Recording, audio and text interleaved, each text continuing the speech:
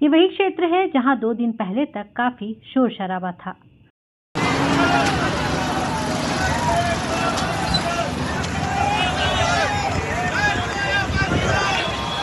फिलहाल भलसवा डेयरी क्षेत्र में शांति पसरी है, क्योंकि इलाके में डिमोलेशन की कार्रवाई पर दिल्ली हाई कोर्ट ने रोक लगा दी है।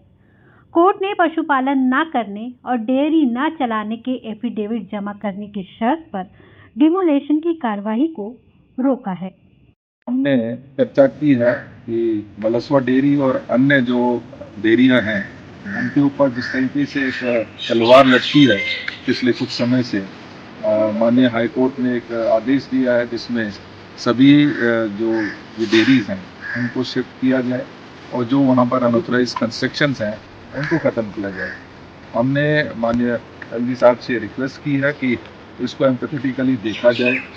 अनऑथराइज कंस्ट्रक्शन एक दिन की नहीं है। हाँ, सभी डेयरी वाले हमारे साथी इस बात के लिए सहमत हैं कि जो पशु हैं उनको एक अच्छे कंडीशंस में रखा जाना चाहिए, तो वो उसके लिए तैयार हैं कि उनको कहीं शिफ्ट किया जा सके। लेकिन जो कंस्ट्रक्शन और जो लोगों ने मकान वहाँ पर बना लिए हैं उनको वहाँ पर ही वो जगह। हाई कोर्ट में अब 16 अगस्त को फिर से सुनवाई होगी, लेकिन भलसवा व गाजीपुर लैंडफिल साइट पर यह तलवार लटकी क्यों है? आखिर कैसे बसी थी यहाँ बसाहट, और हाई कोर्ट ने क्यों इसका डिमोलेशन करने का फैसला किया? इस मामले की पूरी कहानी आपको बताएंगे। आप बने रहिए इस वीडियो के अंत तक। 1976 में दिल्ली प्रदेश में डेयरी के लिए कई स्थानों पर जगह आवंटित की गई थी। सरकार ने दिल्ली में कुछ चुनिंदा जगहों पर डेयरी फार्मिंग करने की अनुमति दी थी, जिसमें से एक भलसवा इलाका भी है। चूंकि उस समय भलसवा आबादी से दूर थी और वहां आवागमन आसान नहीं था, तो गाय चराने वाले लोगों ने वहीं रहने का फैसला किया और डेयरी चलाने लगे। समय ने करवट बदली और लोगों ने गाय भैंस के लिए बनाई जगह पर पूरी तरह से कब्जा करके गाय भैंसों को या तो सड़क पर छोड़ दिया या फिर उनको ऐसी जगह दी जो गंदी और अनहाइजीनिक थी।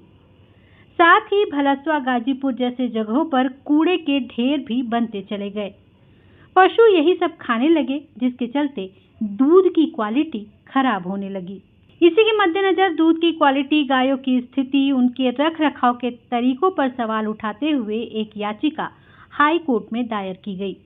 इसके बाद जांच में हाई कोर्ट ने पाया कि दिल्ली के अलग अलग 9 इलाकों में सैकड़ों डेयरियां संचालित होती हैं, जिनमें भलसवा, गाजीपुर, मदनपुर, खादर, झारौंदा, गोयल, नांगली, काकरोला, मसूदपुर और शाहबाद डेयरी शामिल है। जांच में सामने आया कि सभी डेयरियों में पलने वाली गाय भैंस की संख्या करीब 1 लाख होगी, लेकिन डेयरी के अंदर की तस्वीरें बेहद डराने वाली हैं। अगर डेयरी के अंदर और बाहर की तस्वीरों को कोई देख ले तो शायद दिल्ली में रहने वाले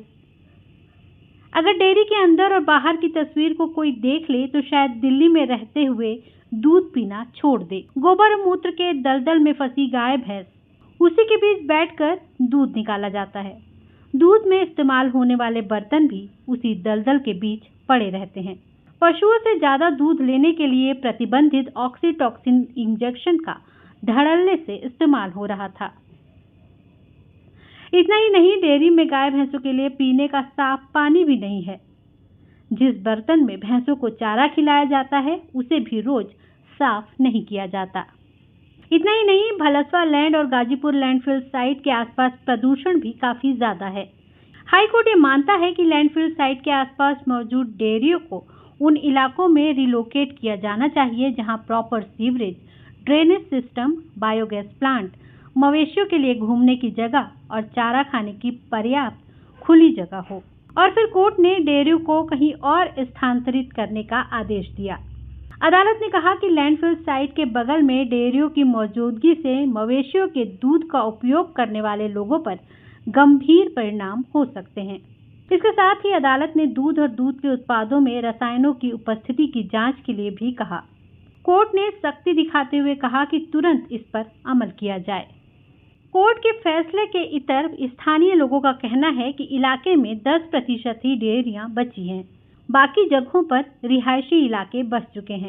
हाई कोर्ट को जो रिपोर्ट दी गई है वो खुले में घूम रही गायों को देखकर दी गई है, जबकि पशुपालन और डेयरी चलाने वाले लोग अपने मवेशियों के चारे और रहने का इंतजाम अपनी जगह पर करते हैं।